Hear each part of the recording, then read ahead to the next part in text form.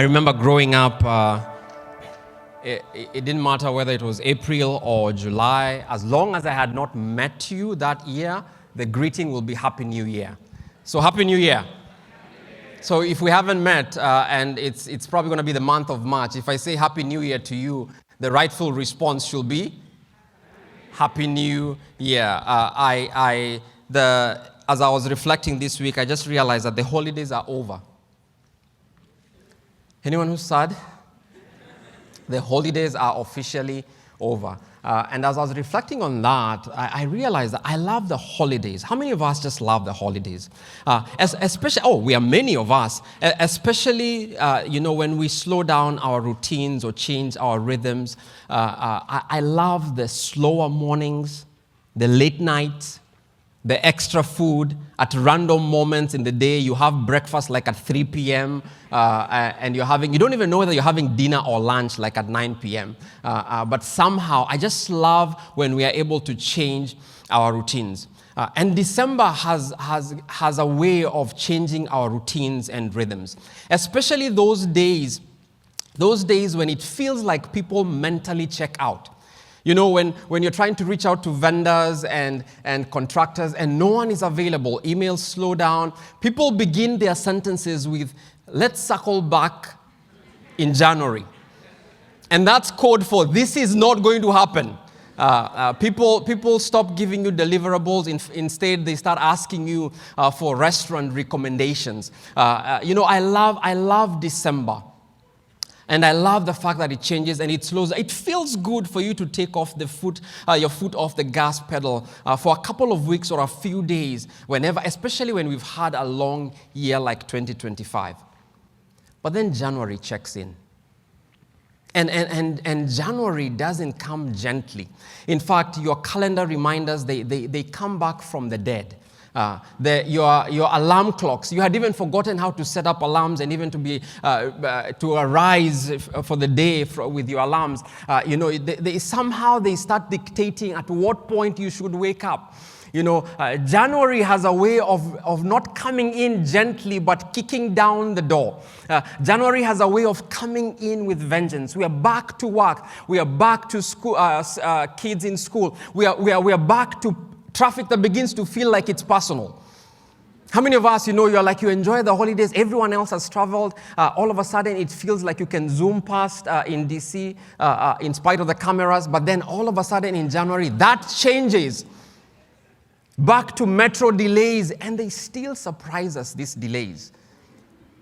January has a way of knocking down our doors and coming in with a vengeance. Because months like January in DC, for most of us, we're back to Happy New Year. I need this by the end of the day. We are back to meetings and briefings and hearings and all these kinds of things. Coming from the holidays into a month like January have a way of throwing us right into the urgency of things. Everything matters. Everything is important. Everything is needed yesterday. And we jump so quick to I needed this break to I feel like I need another break already. How many of us are feeling like that? Don't put up your hand. And it is not because you rested wrong. Just that life, in the context of where we live in right now, has a way of doing this to us. As we reflect in the couple of weeks that we've been in this month of January, we're in a season of prayer and fasting.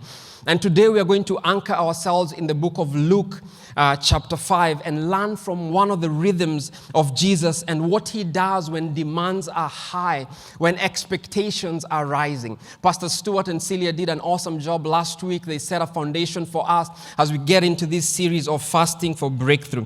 If you're joining us as you make your way to the 5th chapter, we are not going to read all of it. Instead, what I'm going to do is that I will tell you what is happening around this time in chapter 4, chapter 5, and also around chapter 6, because Jesus' ministry is buzzing. There's a lot that is happening. He just started not too long ago. He just went through a time of fasting and temptation from the enemy. People are beginning to receive their healing. We are seeing Luke telling us that the crowds are pressing in on him. People are receiving their healing. They are coming from everywhere. They want answers. They want access to Jesus Christ. Stories are spreading so fast. It is around the same time that he calls the 12, the ones who will build upon the thing that he has already started. Momentum is building. In fact, if we're going to use our modern day language, Jesus is going viral. The word of mouth algorithms are working overtime. The group chats are blowing up because everyone is talking about Jesus. There's so much that is happening at this point that Luke says Jesus cannot even move freely in the towns anymore. Everywhere he goes, there's a crowd. Jesus, there was no slipping through the cracks for him. Only a few understand what I just said there. What is happening right now was prophesied even hundreds of years before. In fact, when you read Isaiah chapter 35, it says this, then the eyes of the blind shall be open, and the ears of the deaf shall be unstopped. Then the lame shall leap like a deer, and the tongue of the dumb sing, for waters shall burst forth in the wilderness and streams in the desert. It is happening. The kingdom is breaking in. Momentum is undeniable. His followers are going up by huge numbers every single day. Lives are being changed. Jesus' ministry is buzzing. There's a lot of activity. So think about that for a second. Think about that. Isn't that amazing? Imagine if Christ was in our time and age now. Isn't that amazing what is happening within this context? In fact, isn't this what success looks like? I mean, there are so many of us who would love to have that kind of impact in your career or calling. So many of us would love to have that kind of momentum or activity in the things that you are doing. I mean, even just a fraction of the buzz that Christ was getting is super attractive for me. I would love to have just even a fraction of what Christ had during his time then. Everyone in town is talking about you. And that's what makes what Luke says and tells us next so striking. Because right when the crowds are growing, right when the demand is rising and increasing, Luke highlights something that is very critical, yet it is very easy for us to pass through it not noticing. Because not only doesn't it seem insignificant, it can also be overshadowed by all the activities that are happening around, all the miracles that are happening, all the crowds that are following Jesus. Luke draws our attention to probably what was not even impressive to the crowds. He draws our attention to what was not even impressive to the disciples. They didn't even probably know what Christ was doing. He reveals to us what Jesus does when everything and everyone is demanding his attention, and the place where he goes where no one notices. Because in Luke 5:16 it says this, but Jesus often withdrew to lonely places and prayed. It's as if Luke is saying, yes, the crowds are growing. The healings are real. The momentum is undeniable. And I could keep stacking miracle upon miracle upon miracle. In fact, the verses that follow this verse, Luke talks about the things that Jesus does. But Jesus, I know all the bars about him is impressive, but pay attention here. There is a movement, there is momentum that is happening. There is demand, but Jesus often withdrew. Yes, lives are being changed. People are lining up. Jesus' schedule is filling up quite fast. If there was anyone who had a reason to say, you know what, I don't have any time to do anything extra, it was Jesus Christ. Because he has a purpose to fulfill. He came to seek and save the lost. There is urgency in the things that he needs to do, and time is short. There are towns that he needs to go to. There are people that he needs to meet. The sick need him. Every town is asking for him. Every moment matters. And the time is short. But we are told by Luke, Jesus withdrew often to lonely places and prayed. In other words, yes, the mission is urgent. Yes, what Christ needs to do is urgent. But you know what is most important? Is the communion with the Father.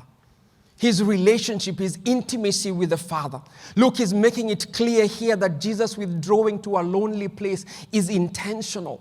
It is right at the center of what Christ is doing. It is right at the center. This is the source of his ministry. You see, we think When things slow down, and I'm guilty, when things slow down, then I will pray. Jesus shows up and he shows us that when things speed up, I pray more. Often the word that is used here, this was a repeated choice. It was a practiced habit. Jesus withdrew to be with the Father again and again and again before the crowds were rising, before the miracles were happening, and even after the miracles happened. During the momentum, as the demands were rising, Jesus kept creating space to be alone with his Father, because intimacy with God is sustained by consistency. Let me show you a few scriptures that highlight what Jesus did. Let's start with Mark 1. Very early in the morning, Jesus goes to a solitary place to pray. Matthew 14, after he had dismissed them, he went up on a mountainside by himself to pray. Next slide. Mark 6, after leaving them, he went up on a mountainside to pray, repeating the same story, capturing the same moment. Jesus, knowing that they intended to come and make him king by force, withdrew again to a mountain by himself. Next verses. One of those days, Jesus went out to a mountainside to pray and spent the night praying to God. Once when Jesus was praying in private. Next. About 8 days after Jesus said this, after he had said and predicted his death, he took Peter, John, and James with him and went up on a mountain to pray. And even when he got there, he went farther by himself to pray. This is the Garden of Gethsemane, just towards the end, as he was about to be crucified. Jesus went with his disciples, and we see here, he tells them, sit here while I go over there and pray. Verse 39, going a little further, he fell with his face to the ground and prayed. Verse 42, he went away a second time and prayed. Verse 44, so he left them and went away once more and prayed the third time, saying these things, the same thing. And these are just the moments that the gospel writers lets us see, which means this rhythm was likely far more frequent than recorded.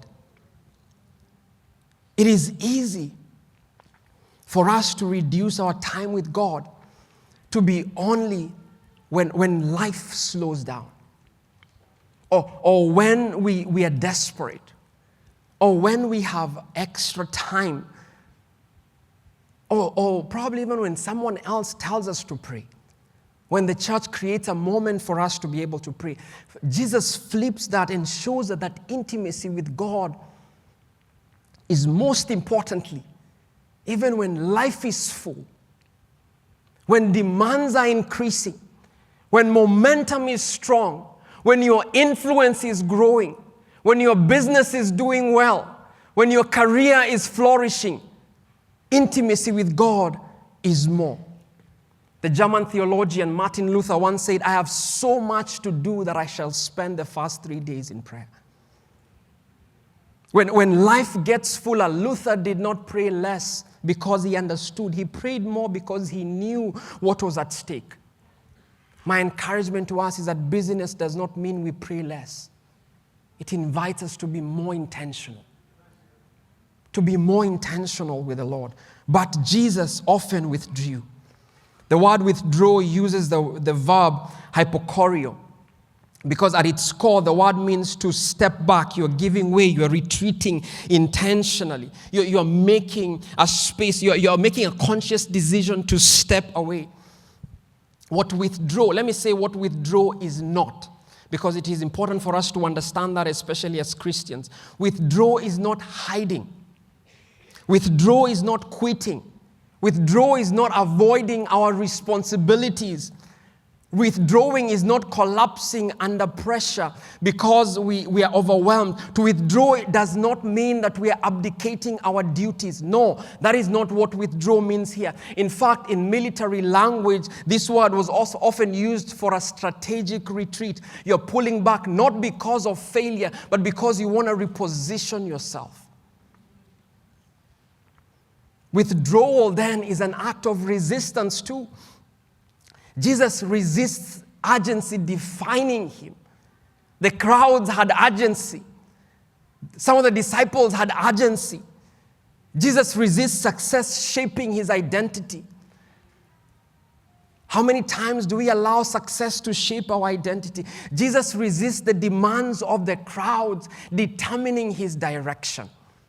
He resists these things. Those things are not what should define us or give us direction or give us identity. We intentionally and consistently run to the one who does. When we are withdrawing, we are running to the one who gives us clarity on our call, clarity on our mission, clarity on what we need to do. Withdrawal then is also an act of protection, because what Jesus is doing when he steps away, he's protecting his time with the Father, or his attentiveness even to the Father, clarity even about the mission that he has.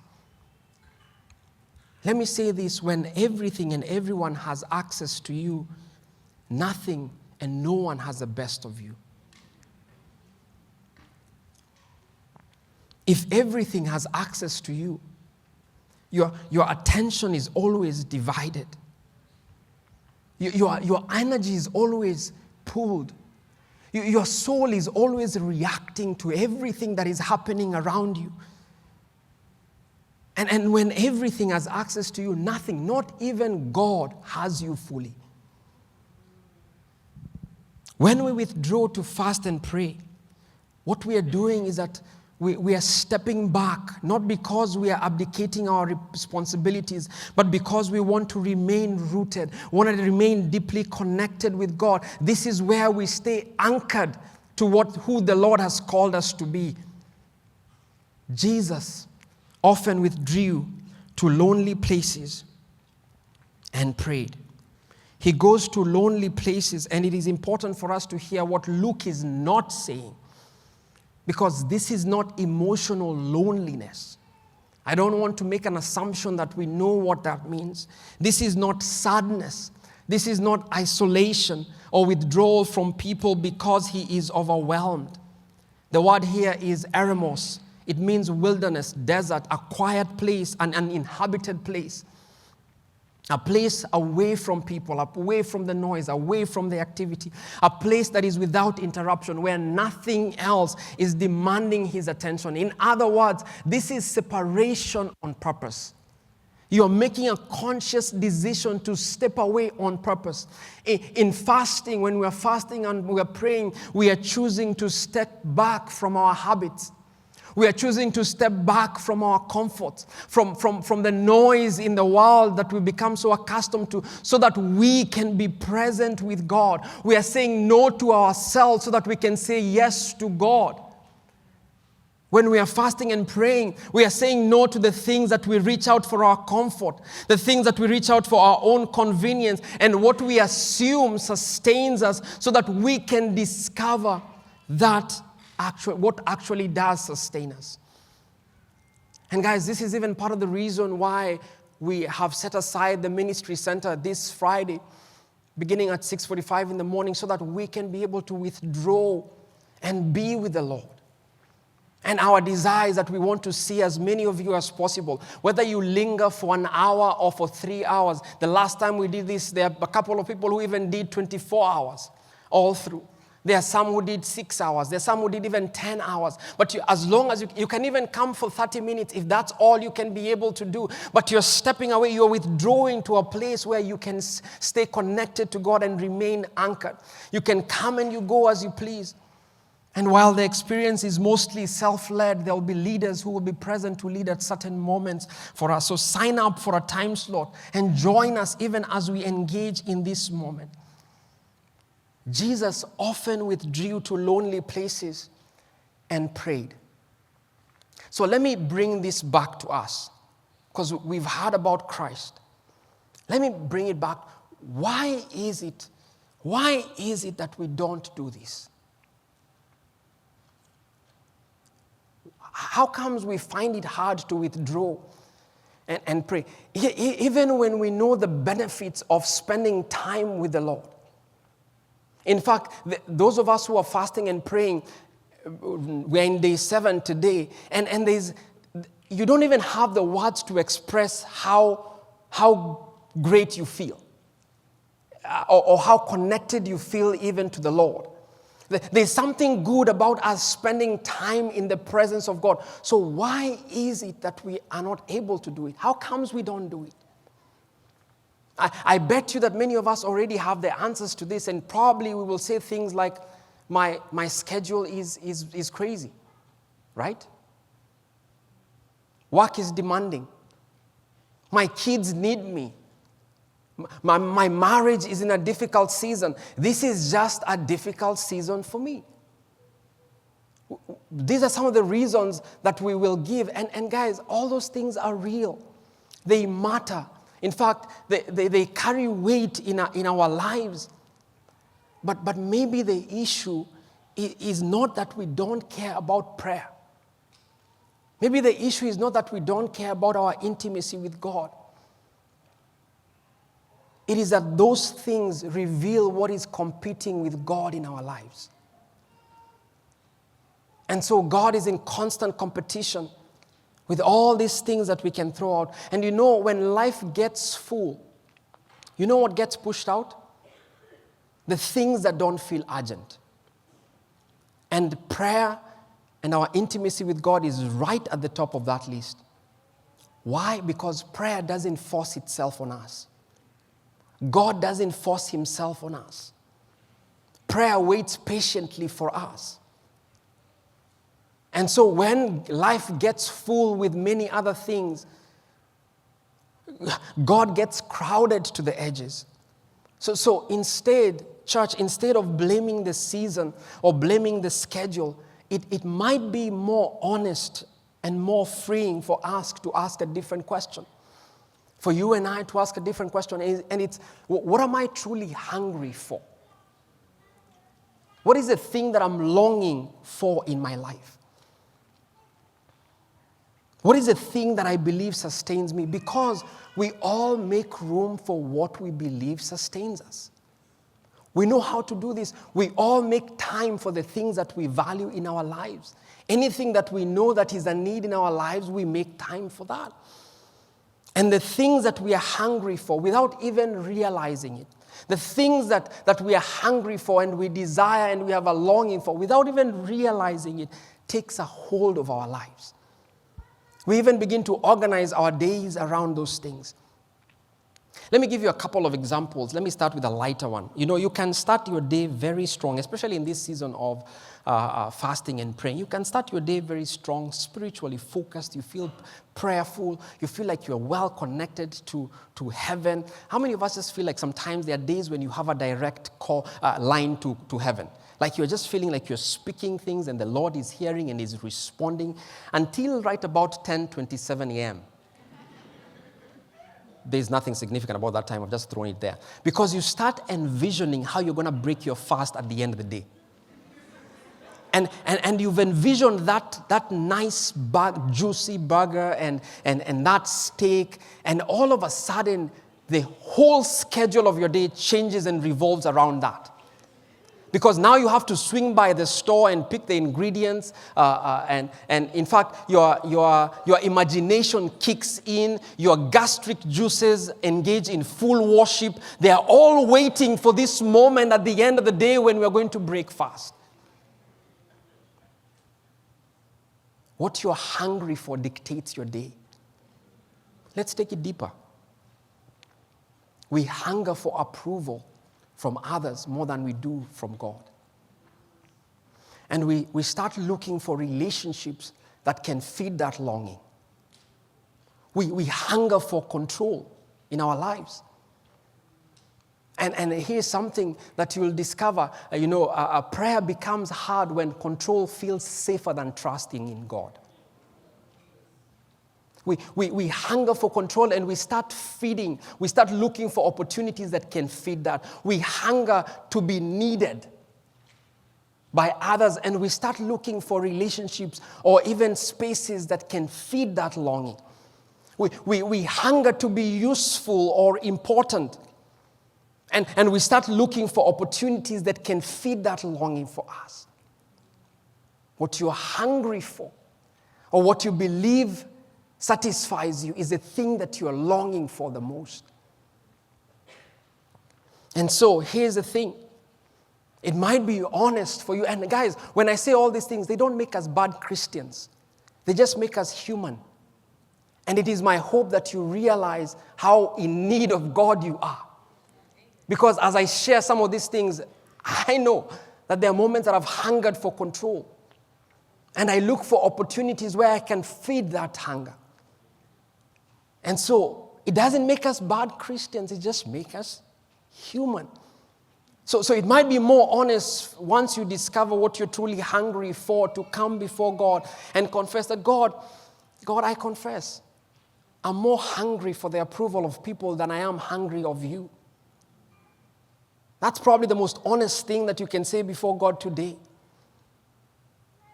I'm more hungry for success than I am hungry to spend time with you. That's probably the most powerful thing that you can do for yourself today. Jesus says in Matthew 5:16, blessed are those who hunger and thirst for righteousness, for they shall be satisfied. Jesus is describing a hunger that cannot be satisfied by a meal or by the comforts and conveniences that we often reach out for. This is a deeper longing that only God can satisfy. Jesus spoke to people who truly understood what hunger and thirst is. They knew the ache of an empty stomach. They understood the pain of a dry, parched throat. So when Jesus says those who hunger and thirst, they probably even felt it in their bodies. But it's unfortunate that probably here in the Western world, we don't really know what it means to be hungry or thirsty, because our conveniences and our options are right at our fingertips. And so whenever we feel hungry, in fact, our coffee mugs and our water bottles are always with us, so we don't even know what it means to feel thirsty. And so this might be a foreign concept for some of us. When we deny ourselves food and the comfort and conveniences we rely on, we are training our hearts once again. We are allowing God to awaken a hunger in us, a longing in us that the world cannot feel, that only He can be able to satisfy. And as that hunger grows, something begins to shift in us, because withdrawing to pray in lonely places no longer feels like something we have to do. It feels like something that I want to do. Jesus is not withdrawing because He is weak. He withdraws because this is how the Son lives in perfect trust with the Father. And He's also doing this for us. And He offers that same invitation to you and I. He's not offering us another discipline so that we can master it. This is not just another rhythm or instruction that I'm giving you that you can carry it into the year. He's offering us a life that is deeply satisfied in God. And because when you find that satisfaction in God, it dictates your desires and your longing for Him. The place and the person who satisfy you the most, they create a longing within you. So maybe today, church, maybe today, the response doesn't need to be complicated. Maybe it's a simple prayer that just says, God, awaken my hunger for you again. Awaken my hunger. Teach me to want you. Help me to trust that you are the one who sustains me. Because when our hunger for God grows, withdrawing to be with Him and to spend time with Him stops feeling like discipline and more like life. And you want to be where life is.